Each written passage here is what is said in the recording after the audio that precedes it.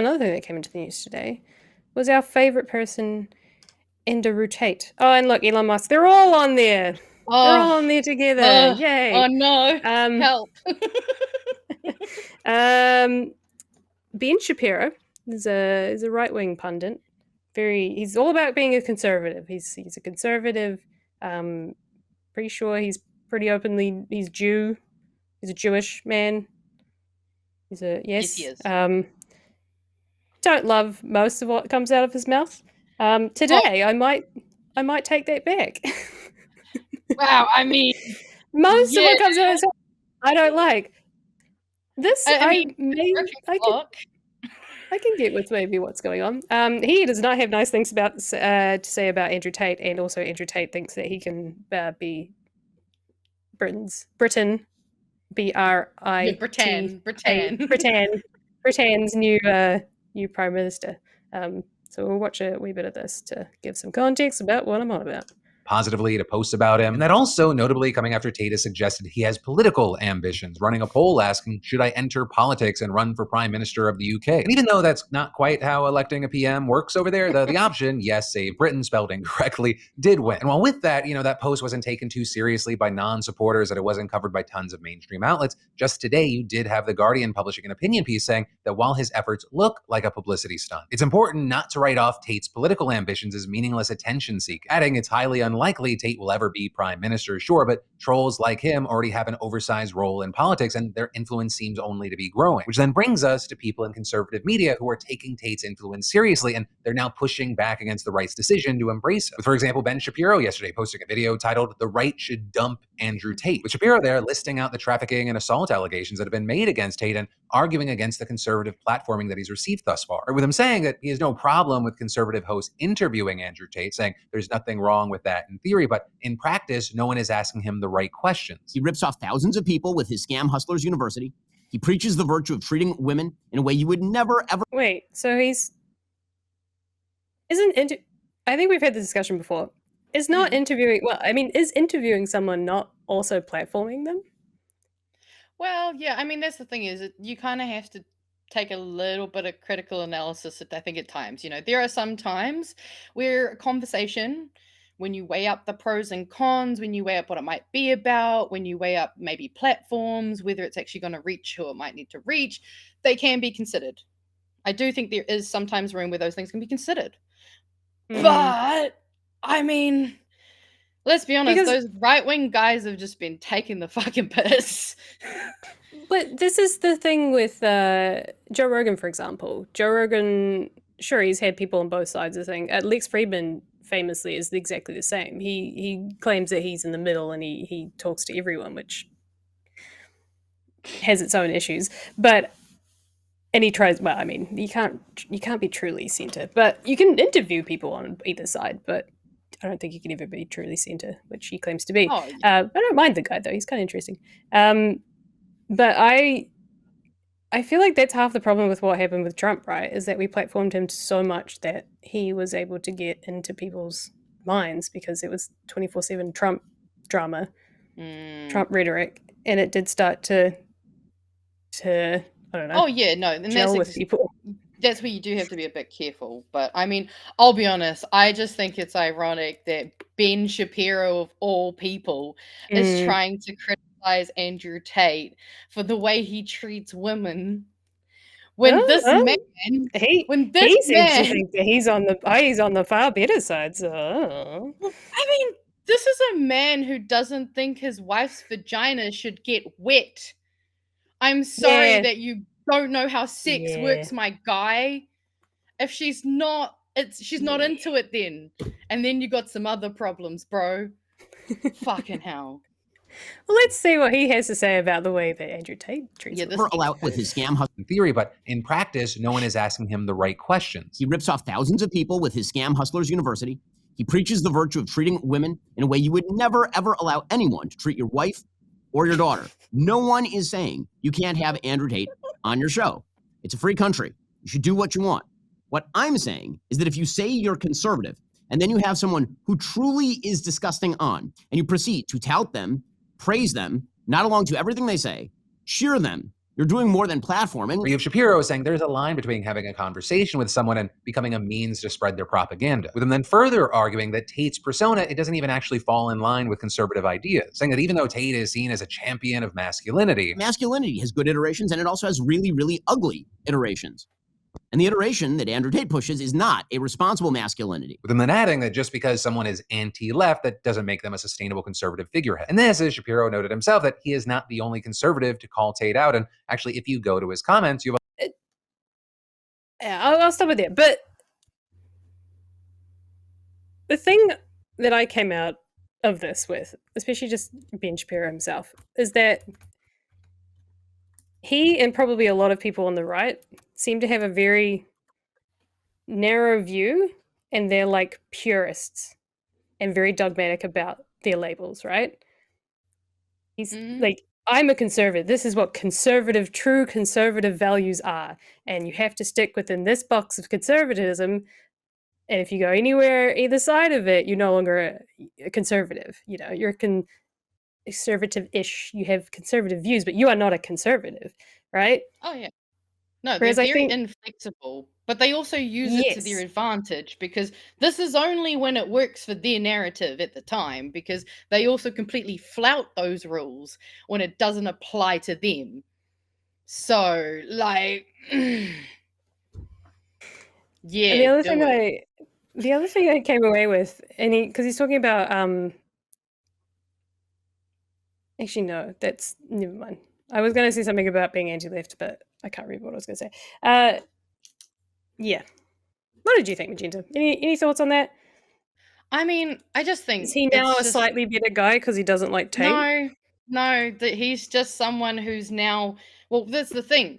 They won the election, so now he needs Mhm. some other target. He had Kamala and all of the Democrats during the election, but now they've won, so he's bored and he's got to make content because he's a right wing grifter. That's all he's ever fucking been.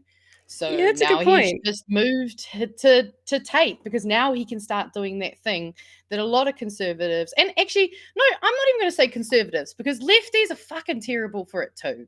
We can sometimes hold each other to too rigid of a standard at times and not allow for some nuance or some compromise at times, where sometimes maybe we should.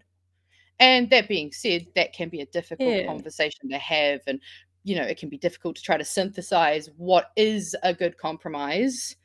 But that being said, we all do it. I just say the right are really fucking bad for it, because it also aligns with a lot of, how they've grown up.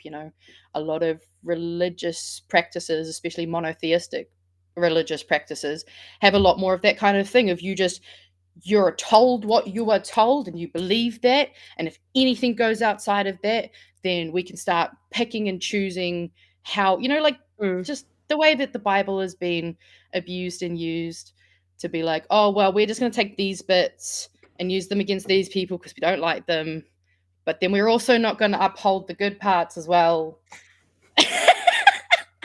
Oh, and that's so true though. Two sides of the same coin, right? Yeah, it's just the same rot, but in different flavors. And now they're just attacking each other. It's just infighting. Yeah. Do you think the left does it too? Do you think that we're have? we're terrible for it. We're so bad for it. I'd say Yeah, sometimes we're worse at it. Especially as someone who's been in the queer community for a long time, we've had Actually, yeah, some issues and that's what that. I was going to ask you, because there was.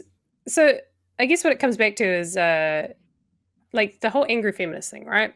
It started to feminism, and it's kind of, I don't know, when that was probably 2010-ish, or even well before that, you kind of got the idea of like angry feminists, Yeah. and there was only really one way to be a feminist, and it was so I'd say it was peaking. It was started aggressive. like 2010, was peaking around.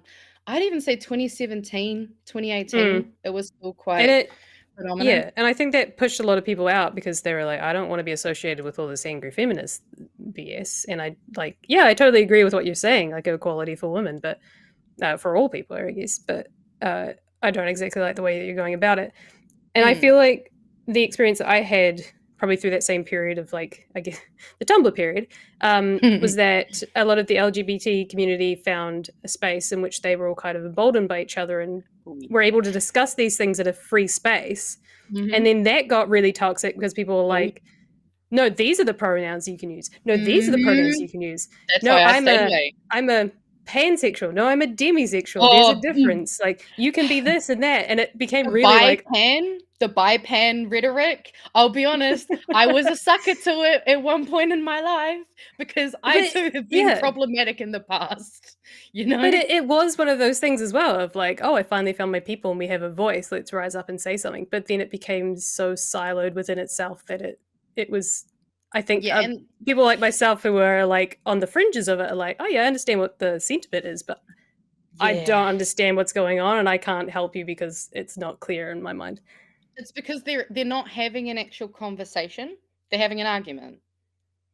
That's what a lot of those things boils down to, is that people aren't trying to listen to each other. They're trying to argue and come back with what they already pre-prepare a lot of the times what they want to say and what they've already decided.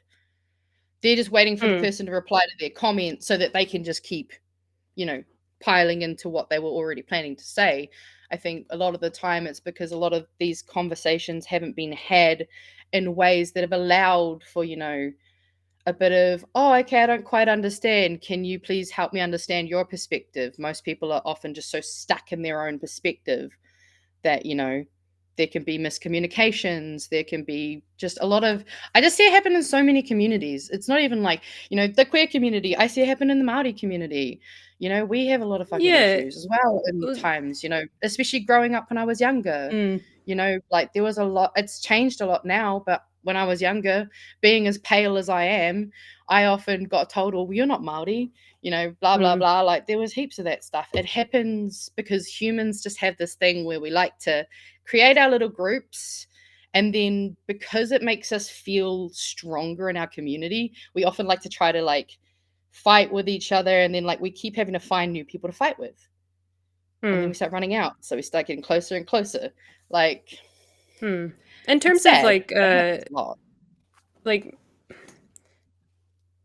treaty principles bill, right? It completely dominated the media sphere over the last. It probably will continue to for the next year. There was an attempt to have a nuanced discussion. I mean, the working group at times did try and have a genuine discussion with some of the people on either side.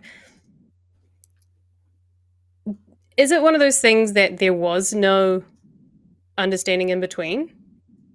Or do you think either side or both sides could have come to a better place of listening and understanding both points of view?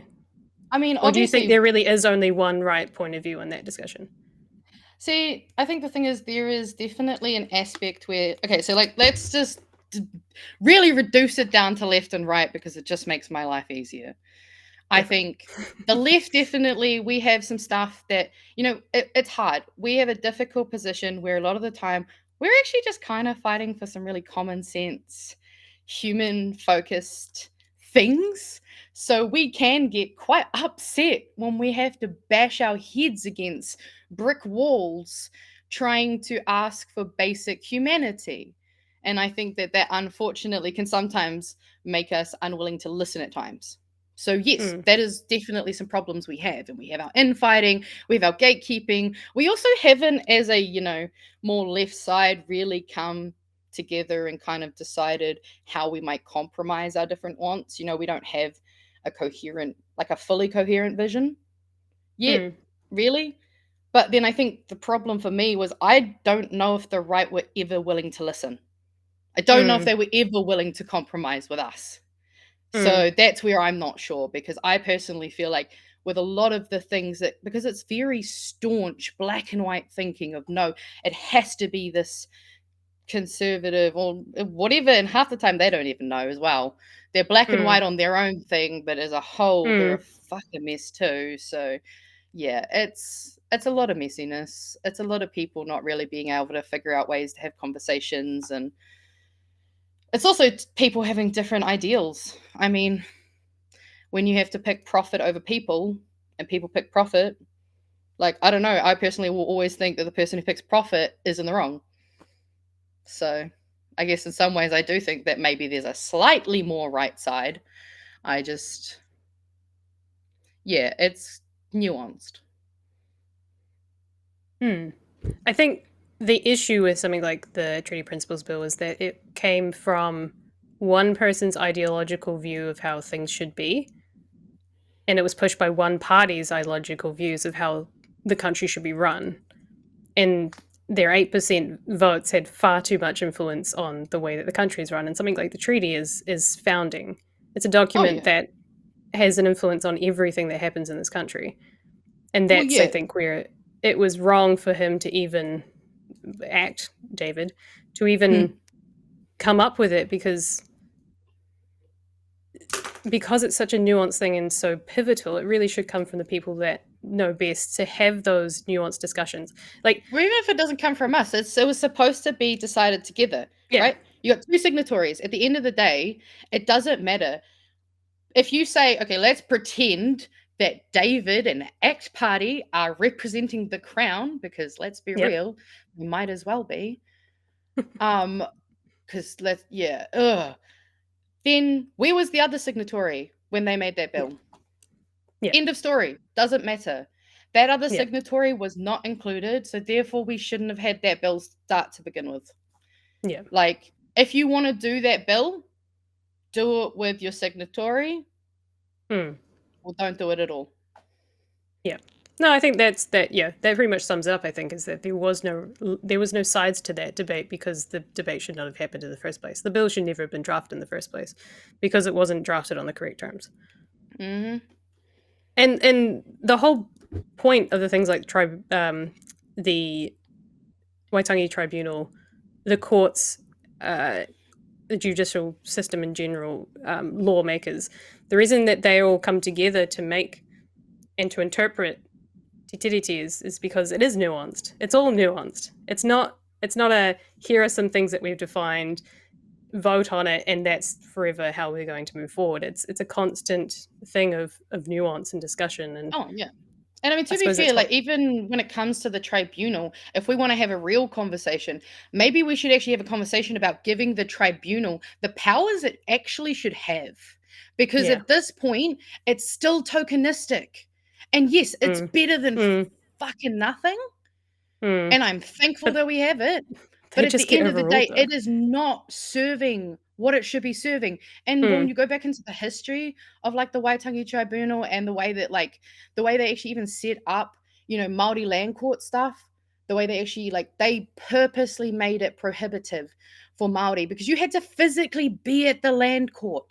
You didn't know whether you were being summoned or not.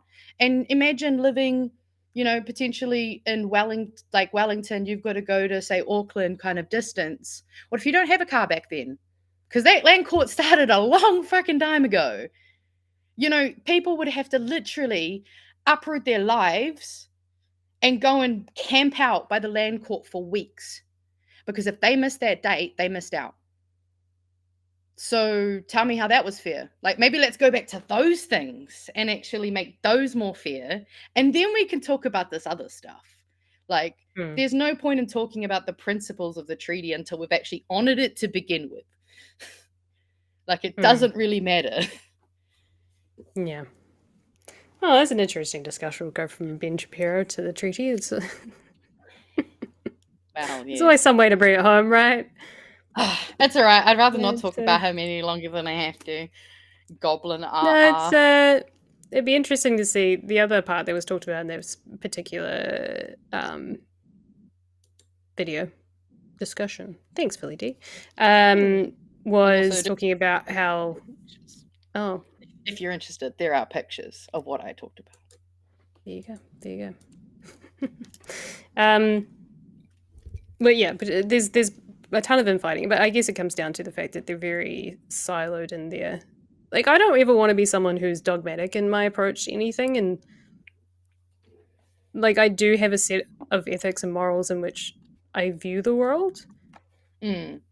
But I would hope that I don't become so ingrained in my particulars that I can't listen to other people's, or at least understand other people. Like, I can understand other people's points of views and the way that they see the world. And a lot of times, if it's only affecting themselves and not affecting others, you can believe in aliens. You can live your entire life believing in aliens and like build your life around it. But like, I mean, there that is can some. be like, it doesn't, as long as you're not hurting me. I don't care what you think. Yeah. Like, if you and your partner are like, we're not having sex before marriage, this is our thing, this is our religious beliefs, you Yeah. do you. It doesn't affect you. I don't care. Yeah. But when it starts to be of like, I'm going to change the way that the country's run, or I'm going to do something or put something into law which is going to affect everyone in every facet of your life. Like, that's where I'm like, no, don't do that. Yeah. Nah. I know that's the thing is, like, I think the thing is, as long as you practice positionality and critical thinking and just make sure that you're constantly doing the work, because that's the other thing too, is that working on yourself and trying to be a good person is not something that you just do passively. Trying to be a better person every day, trying to actually be a kind person to others is something that you have to work on all the time.